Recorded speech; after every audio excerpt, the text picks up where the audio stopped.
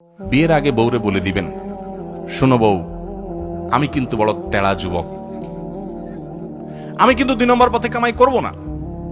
অতএব অন্য মানুষদের বউদের মতো সকাল বিকাল শাড়ি পাল্টাবা আর 3 পিস পাল্টাবা, মার্কেটে যায় কেনার পরে বলবা শুধু কার্ডের ঘষা দেন আর বিল দেওয়া হয়ে যাবে, এগুলো কিন্তু আমার দ্বারা হবে না। আমি কিন্তু হালাল খোর, আমি হারাম খোর না। বলা যাবে না ইনশাল্লাহ? হবু বউরে বলে দিতে পারবেন না? বেশিরভাগ ক্ষেত্রে দেখবেন ওই মেয়ে বলবে, আব্বু না, সমস্যা আছে ছেলের, কারণ তার দরকার কি? একটা চোর। তার দরকার একটা চোর, তার দরকার একটা ঘুষখোর, তার দরকার একটা দুর্নীতিবাজ, তার দরকার একটা টিন চোর, তার দরকার একটা গম চোর। সে সৎ মানুষ পছন্দ, আপনি সাথে সাথে সিজদা পড়ে যাবেন, যাক একটা চোর প্রিয় মানুষ থেকে আল্লাহ আমাকে মুক্তি দিছে। একটা সৎ মানুষ খুঁজবেন, চেষ্টা করা যাবে না ইনশাআল্লাহ?